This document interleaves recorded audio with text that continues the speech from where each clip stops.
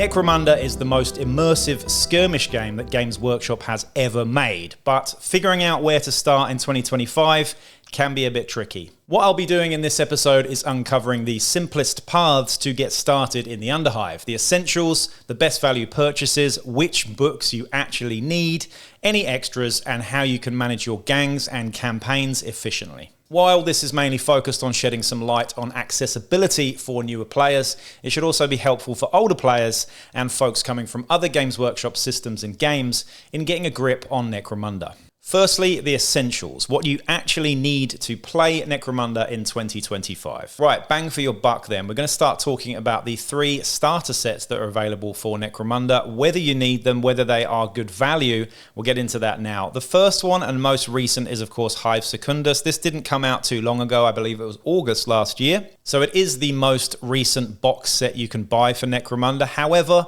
is it the best one? I don't think so personally. It does include 2 gangs, the tokens that you need, all of the dice, in fact the nicest dice that they've made so far in the turquoise and black. We've also got all the templates, the core rules and mechanics for the book, and a standalone campaign mode as well. However, what this box set doesn't have is a couple of things. Firstly, it lacks any 3D terrain, and Necromunda is best played on 3D terrain, i.e. Sector Mechanicus or Zone Mortalis, whatever you want to call it. The 3D terrain in Necromunda is a vital part of Necromunda. You don't need to have the best terrain in the world, but if you're going to buy a starter set, you're probably better off buying one that does actually come with some terrain. Secondly, I believe that the 2 gangs that you get in the Hive Secundus box set are not sort of fully fleshed out gangs. The Malstrain Gene Stealers do not play particularly well in a campaign. You can't do a lot with them. They are kind of NPCs to be run by an arbitrator generally, and that's what you get here in the Hive Secundus box. However, you do obviously get the Vansar Tech Hunters in here, as well as some of the Oris Spyrers as well, in terms of running an incursion gang. However, again, I do feel like this Vansar gang is not a complete gang. You would need the rest of the Vansar models and stuff to make a fully fleshed out and complete gang. But it is a decent place to start if you want to start playing Vansar. Okay, next up we have the Hive War box set. This is much better value if you ask me. It is pretty much the same price, at least it is here in Australia on the Games Workshop website. You can get this for the same price. It includes the same amount of gangs, so you get 2 starting gangs in Delac and Escher, which are far more fleshed out gangs if you ask me. You get the core rules, the tokens, the templates, the dice, and with this one you actually get some Sector Mechanicus terrain as well, which I think just makes this far better value and the best starting point for Necromunda if you're going to go all in on a starter set. Lastly, we're going to talk about Ash Waste. Now this box set I believe didn't sell too well for Games Workshop, but if you want to run vehicles in Necromunda, then this is the best place to start. This box set is nearly double the price of the other 2 and has much less value in it if you ask me. You do have an Orlok gang and an Ash Waste Nomads gang with a couple of vehicles as well. If you want to call them vehicles for Ash Waste Nomads, they're actually just giant fleas. And you've got some really nice terrain in here as well. But at nearly double the price here, it's just not worth it. You still get the tokens, the dice, and all that stuff as well, and the core mechanics for vehicles, as well as the core mechanics for the game of Necromunda 2. I just think, really, if you're going to get into Necromunda, this one is quite an expensive price point to start out at. I believe it's over $400 here in Australia, so I'm not sure what that is in America and the UK, but far cheaper than it is here, obviously, which is usually the case. The next thing we're going to talk about here are the glorious Forge World upgrade kits and, of course, Dramatis Personae and hangers-on as well. If you're coming from 40k, you've probably been quite jealous looking at the amount of beautiful Forge World miniatures we've got in Necromunda, but none of them are essential. You do not need any of the Forge World stuff at all. It's lovely to have, but it is very expensive and it is non-essential for your games of Necromunda. Again, non-essential, you do not need Forge World stuff at all. Let's talk about terrain. Now, like I said, you do need some 3D terrain, I think, to play Necromunda well and be fully immersed in the world and the glorious dirtiness of Necromunda, but it doesn't have to be the stuff that you get from Games Workshop. There are many third-party manufacturers that make MDF terrain, which is far cheaper and still looks pretty good. Or you could go down the Blue Peter route and just start making your own terrain out of plastic containers and go really Blue Peter on it and sticky back plastic and all that as well. It doesn't have to be the best looking thing in the world as long as you get playability out of it. As long as it is stuff that actually can be played on to a decent effect and you're going to get good results out of. So do bear that in mind. You don't need all the plastic stuff. It is really nice to have, but one, it's incredibly expensive, and two, it's just not necessary. So you don't have to do it. You can totally flesh it out, or you could even start with the starter set for Gang War, for example, which has pretty much a couple of squares or a couple of tiles of Zector Mechanicus in it at most, and then expand with your own home scratch built stuff made of bottles and pots and pans or whatever you want to use. It works pretty nicely, and if you put a good job into it, it will be convincing to play on. Let's have a look at all the books now. So I think with Necromunda, most people are put off from the outset by the absolute ton of books that we get in Necromunda. You can see a few of them behind me. This is just a small slice of the amount of hardback books you can get for Necromunda. While I absolutely love owning them all myself, most of them are completely unnecessary and you just do not need them. So let's sort out the actual essentials here. Which ones you need, which ones that you'll need for your gang to play in Necromunda, and what is in each of those books, just so that you know where to start and which ones to pick up. Now, the most obvious one here is the Necromunda Core Rulebook. This is a must-have. It is necessary to play Necromunda, and it includes all of the core rules in it. Now, if you have already bought one of the starter sets, you won't need this as much. However, it does greatly expand on the sort of core rules that you do get in those box sets, so bear that in mind. But it is the only true place to start with Necromunda in terms of just the rules, the setting, the lore, and all of that stuff as well. You will then need one of many of the other books to start playing the gang that you want to play. You've then got some completely optional but very nice to have campaign books like the Book of Peril, the Aranthian Succession, and Apocrypha Necromunda as well. These are optional rules that you don't need. They contain lots of fluff and extra lore, which is really nice to have. But again, none of these are essential at all. You do not need these to play Necromunda whatsoever. Right, let's get into each individual faction and gang in the game and break it down into what you actually need to play that faction or gang or house, should I say, whether it's the, the upgrade kits, whether it's the champion boxes and the books and stuff like that. We're going to go through every single one, and I'm going to sort of give you my 2 cents on whether it's good value or not. So let's get into it. Right, let's start with House Orlok. First, you will need the core box of miniatures, of course, the main sort of gang box. Now, if you did buy the Ash Waste starter set, you'll already have this, but you'll also need the House of Iron book as well. House of Iron is the dedicated book for Orlok, and it includes all of the rules you'll need to play the Orlok gang or Orlok house in Necromunda. You then have a box of Arms Masters, Wreckers, and Cyber Mastiffs. In terms of whether you'll need these or not, I would say a definite yes. Arms Masters are crucial to play Orloks in an effective way. Wreckers are equally awesome, and Mastiffs, doggos are cool. You're probably not going to use them that much, but they are cool and they look great, so why not get a pack of these as well? So I would say you're definitely going to need both boxes of the miniatures. The upgrade kit for Orlok is particularly good, actually. It has lots of special weapons and lots of weapons that you can add to the regular gang box to make them a fully fleshed out gang. So if you get the upgrade kit, the core box, and the Wreckers and Arms Masters, you will have everything you need for Orloks from those 3 boxes. In terms of the quads, of course, if you did buy the Ash Waste stuff, then you'll get 2 of these quads. Will you need them otherwise, though? Only, of course, if you're actually playing in the Ash Waste. If you're not, you will not need the quads, and they're pretty meh anyway, so there you go. Next up is House Goliath, the big boys of Necromunda. You will firstly need the House of Chains book, which comes with rules for Ogryns, by the way, in it too. So you get 2 gangs in one book, which is pretty great.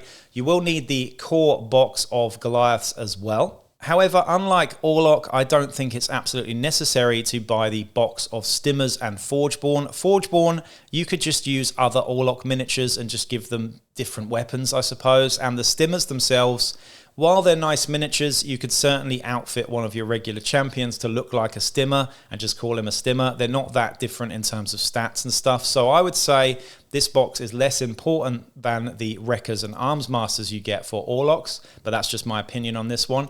The upgrade kit as well for Goliaths is not that great. It's certainly not as good as the Orlock one. It doesn't include all of the weapons that you really want. It's decent, but it's not that great. So you can skip this one. Really, you can just go with the core box of Goliaths and the House of Chains book, and that's pretty much all you really need. Goliaths are a smaller crew.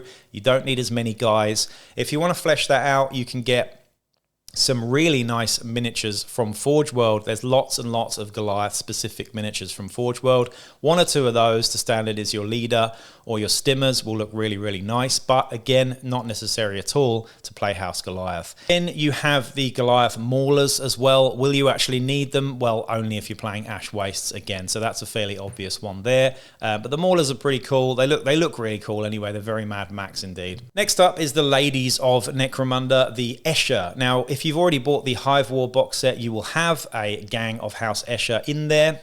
So you will need the House of Blades book as well to be able to play Escher in campaigns and whatnot. That includes all of the rules for Death Maidens and all the other cool stuff that you get for them, as well as Chem Alchemy. The core box of Escher is essential, of course, but like I said, if you've got that already, that's fine. So buy the book first up. Then you've got the option of having Death Maidens and the Runners as well with the Phoenix Cats. Now this, again, I would say is not as essential as the Orlock version of this with the Wreckers and the Arms Masters, but it's decent. Again, you could convert or kit bash up a Death Maiden fairly easily from the existing Escher models that you have because the weapons aren't that different, minus maybe the Venom Claw, but you don't need this box. It is not essential. You're probably not going to take Runners that often unless you really want to.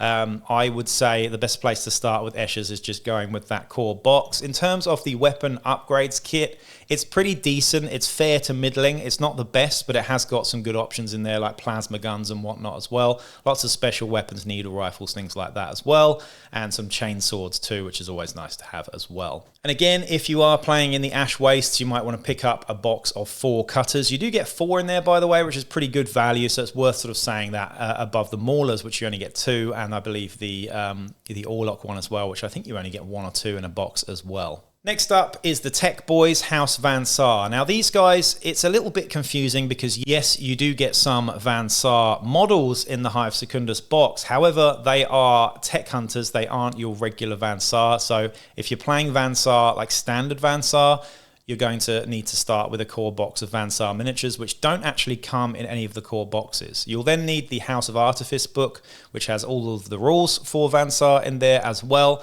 And then you have the Archaeotechs and Grav Cutters box as well, which is the sort of specialists and champions in there too. Again, I would say that the Archaeotechs and Grav Cutters are a bit meh. Personally, I absolutely hate the look of the Grav Cutters, but some people love them. They are pretty good in the game, but again, you could convert some regular Van Saar up to have some jetpacks or something from your bits box. That could work. Otherwise, do buy this box. The Archaeotechs are a specialist type of champion, which you can have or not have. I personally really like the Archaeotechs, especially the spider rig that they get, so I think this box is probably worth picking up because both of these guys, the Archaeotechs and the Grav Cutters in there, you're probably going to want to use at some point with the Van Saar just to give you more options. The spider rigs, again, you're only going to use these in the Ash Wastes. However, I believe you can use them in the Underhive as well. You could use one of these as your Brute. And this is the only real case, apart from maybe Enforcers, where you get a plastic Brute, other than Ambots and Ogryns and things like that. So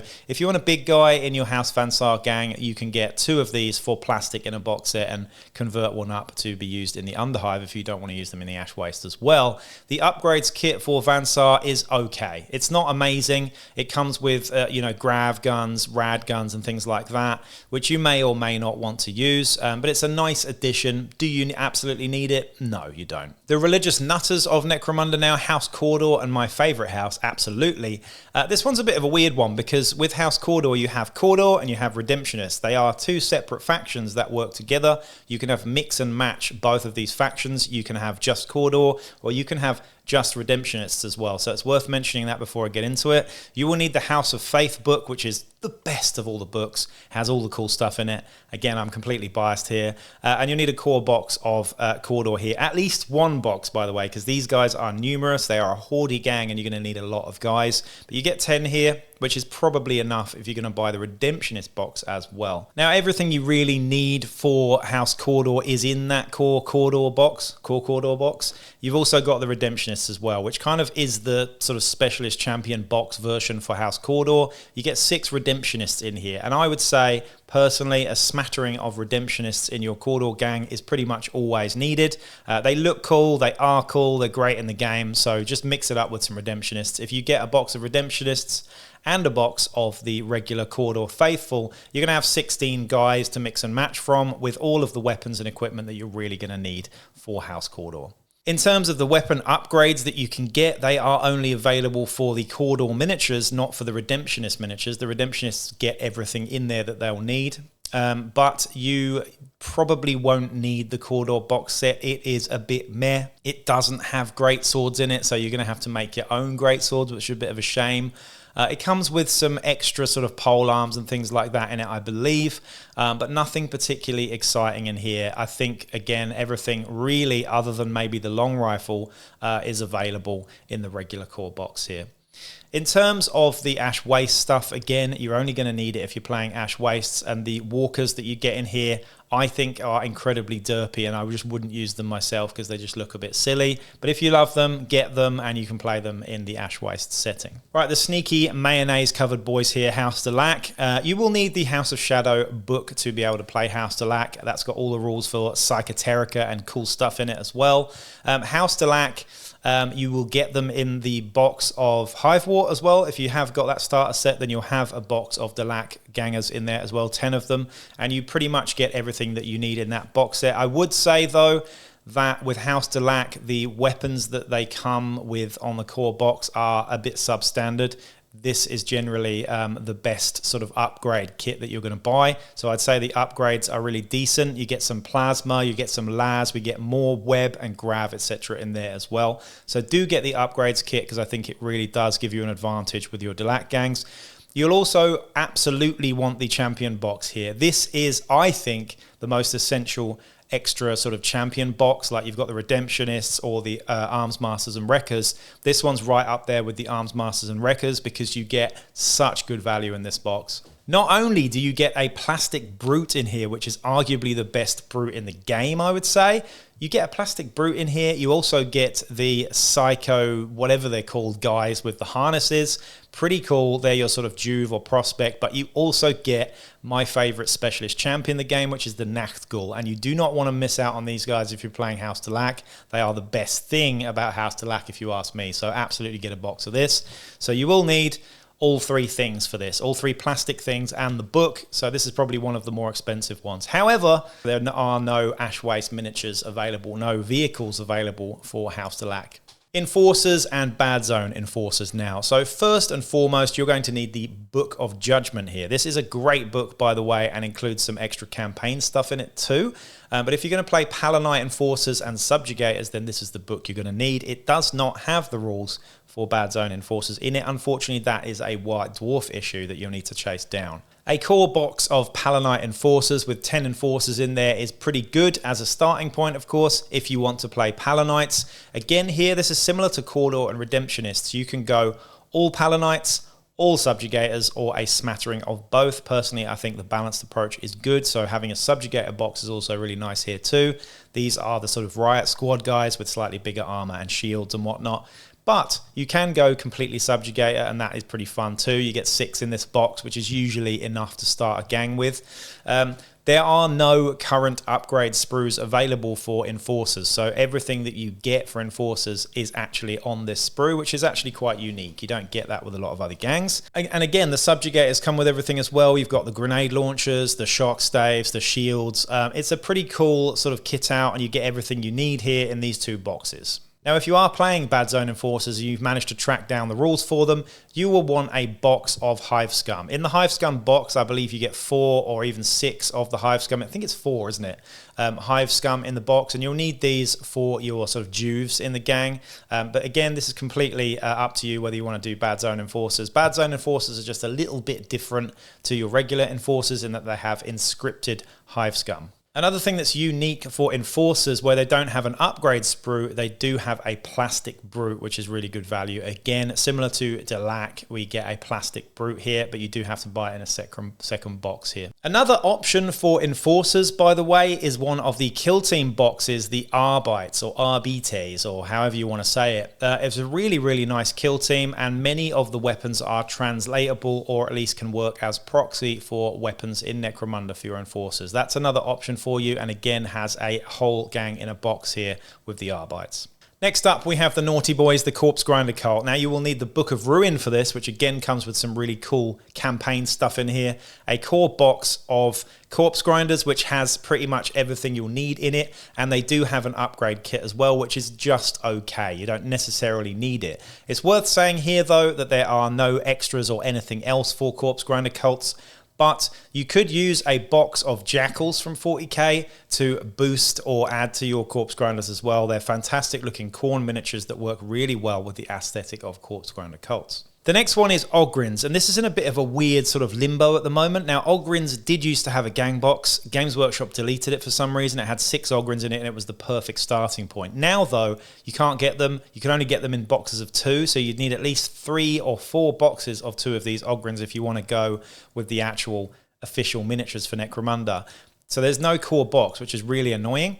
There's a lack of weapon upgrades as well, so there's no weapon upgrades, and you're generally going to want them. And now, actually, the rules for Ogryns have kind of been eclipsed by the Venator Ogryns that you can use as well. Now, of course, you'll need the House of Chains book, which is actually the Goliath book that has the rules for Ogryn slave gangs in it. Otherwise, if you want to do Venator Ogryns, go to the Warhammer community and get the latest Apocrypha Necromunda. That's got rules for Venator Ogryns, and you can actually give them guns and make them better. But you could also go to the 40k range and get some Astra Militarum alternatives as well, the Bullgryns and whatnot, with a few weapon snips and here and there, and you're going to have some Ogryns. You could even go to AOS to get some Ogryns here as well and bring them into the Necromunda setting. Generally, all of the ogre-like miniatures in Games Workshop games are about the same size and scale, so you could totally do that as well. The next one is the Ash Waste Nomads, and the most recent gang to get a full book and loads of expansions and stuff. So the Ash Waste Nomads are like a cross between Fremen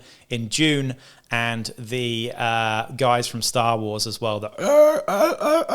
Basically a direct crossover of those guys. You will need the Tribes of the Wastelands core book here for them. That is the Ash Waste dedicated book. A core box of Nomads as well, and again, if you bought the Ash Waste set, you will already have these. And the sort of specialist box here is really, really good. It comes with the close combat based Shadar Hunters as well as their pets, which is really nice to have too. I think that box not only are really fantastic miniatures, they're also really good in the game as well. The Hellamites, again, you have these already if you have the Ash Waste core box.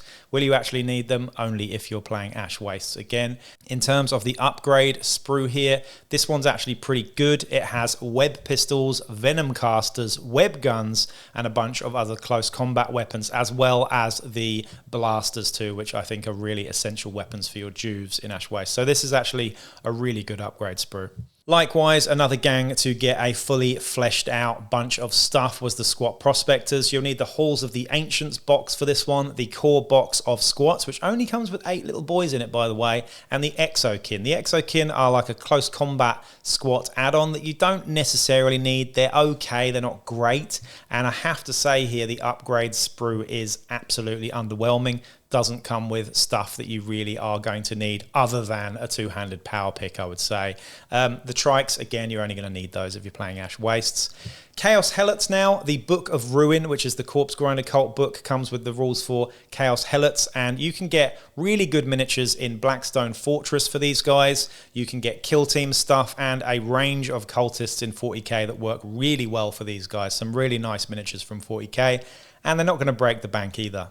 In terms of Gene Stealer Cult and Malstrain Gene Stealers, the Book of Ruin or the Book of Desolation here both have rules for these things. So it's worth noting here, Book of Ruin has rules for Gene Stealer Cult, regular Gene Stealer Cult, Chaos Helots, and of course Corpse Grinders as well. So all the bad guys are in the Book of Ruin.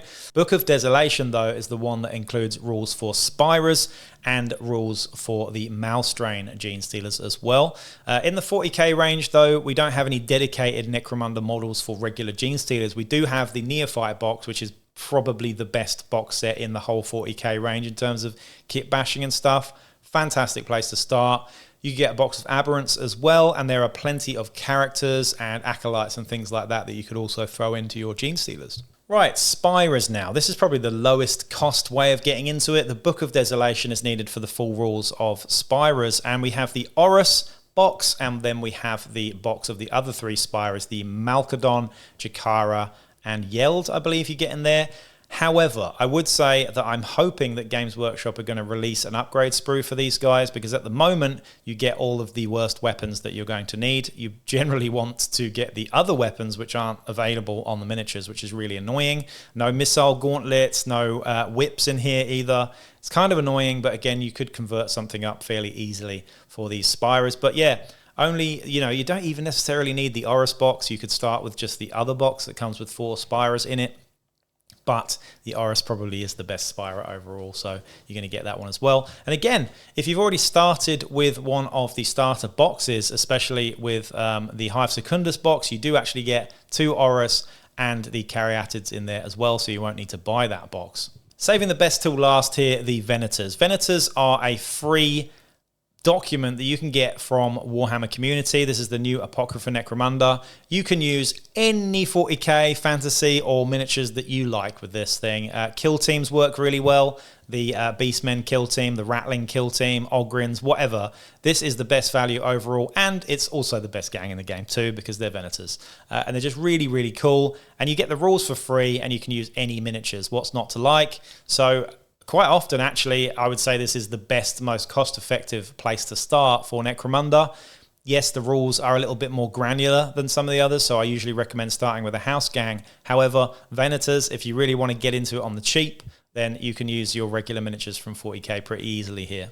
Likewise, with Outcasts, they are similar. You will need the Book of the Outlands to play Outcasts as well, and that has all the weird powers in it and stuff too. But any 40k or kill team models and conversions you can use here for your Outcasts too. So it's just the same as Venators when it comes to getting into it, except you don't have the free rules that you have with Venators either. In terms of expanding, really, you're going to buy new weapons from the trading post. You're going to buy pets, brutes, and hangers-on. Now, most of the brutes and hangers-on and pets are available from Forge World, and they do cost a pretty penny to get them. However, you don't necessarily need them. You can just upgrade your gang with equipment that doesn't even need to be represented on the model, new armor, new ammo types, things like that. So that's worth bearing in mind. However, if you do want to sort of upgrade with new miniatures, there are third-party ones out there, but I would say that the Forge World stuff is particularly nice. So if you can get your hands on a nice, tasty Forge World brute or pet, then absolutely do it. It's worth it. The next thing is, of course, vehicles. You can add vehicles at any point if you feel like taking a trip into the Ash Wastes. I would say, however, I do feel that Games Workshop are kind of dialing back on the Ash Waste stuff, because honestly, I just don't think it's sold too well. And I also don't know many people that actually play Ash Waste that actively. Some people run campaigns like myself with Ash Waste scenarios and the occasional Ash Waste mechanic in there, but generally Necromunda is best played in the Underhive, I think. But if you do want to expand on this, just buying a vehicle here and there is totally worth doing. And of course, the elephant in the room here is terrain and upgrading your terrain. Now, like I said, you do need some terrain to start with, but you can do this slowly over time. You can just build up your terrain. You don't need to have all the Sector Mechanica stuff. I did go out and buy sort of bit by bit, and I've just kind of been doing tile by tile in a sort of modular way and expanding my board. Now I have, I think, 4x4 or 3x3 in terms of tiles, maybe 9 tiles now. I would like to expand that out to have a 4x4 table eventually, but you can add to this bit by bit. You don't need to do it straight away, but you know, it's worth bearing in mind that you can get some really fantastic MDF kits and third-party stuff out there from 3D printing companies companies and stuff like that as well. In terms of terrain, you can get some stuff that looks exactly like the actual Games Workshop stuff out there. So that's worth thinking about too. So managing your gangs in campaigns. Now, Yak Tribe, if you haven't heard of Yak Tribe, it is the best free resource for Necromunda. It doesn't give you the rules. You'll still need the rule books, but this is the best place to manage not only campaigns, but your gangs and their development, their advances, the trading post, and all of that stuff as well. It's fantastic. So shout out to all of the efforts for Yak Tribe. If we didn't have Yak Tribe, we'd be back to doing paper and pen, and that would be a bit of a ball ache. I did used to like doing the paper and pen, but Yak Tribe is definitely the best place for managing your campaigns and your gangs throughout your Necromunda time. Future-proofing your collection is something that's worth thinking about as well. How to plan purchases with long-term play in mind and buying gangs with long-term loadout. Something that I like to do is make up the, even if I'm not using all of the models in a box, I'll make up all the models so I've got different options for later on. I might make two versions of a leader, two versions of a heavy, two versions of a juve. I might have a couple of extra miniatures that I might buy later on, or can be extra loadouts and stuff in your gang as well. So it's worth thinking about that too. So while from the outset Necromunda may seem daunting and a little inaccessible compared to other Games Workshop systems, it is one of the best long-term investments for a hobbyist, offering deep campaigns and infinite customization. And as I've highlighted in this episode, it's not going to cost you an arm and a leg, and it can be kept at a bare minimum if you wish. It is a slippery slope though, so I do warn you, as soon as you buy that first gang and you start rolling dice, it is a slippery slope. There are tons of online resources, and I myself have a massive heap of content that is aimed at making some of this daunting stuff a lot less daunting. So do go and check out my other Necromunda vids as well, because I have a video on pretty much everything at some point over the last few years. If you're new to Necromunda, focus on strictly the essentials first and don't feel pressured to buy everything at once.